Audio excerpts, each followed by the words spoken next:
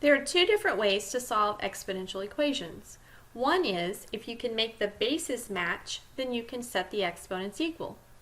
Well, what happens if you can't make the bases match? So for example, on this particular problem, on the left we have base 2, and on the right we have 40.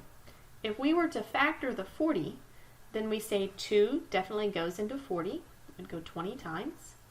2 definitely goes into 20, 10 times. 2 goes into 10, 5 times. But do you see here, we cannot get all factors of 2. We have this one extra factor of 5. So we cannot get the bases to match. Okay?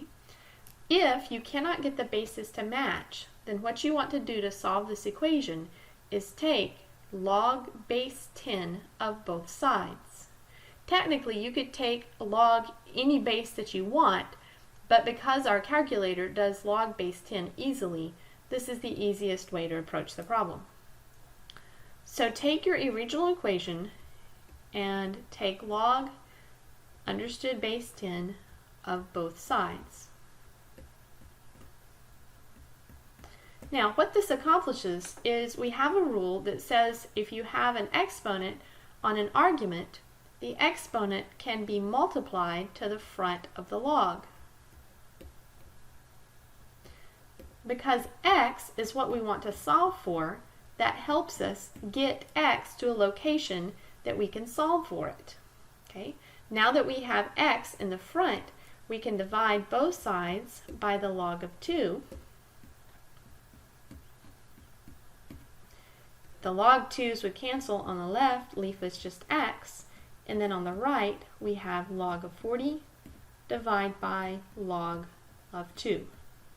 Now be careful here, we see the 40 and the 2, but we're taking logs of both of those, so the 40 and the 2 do not cancel out.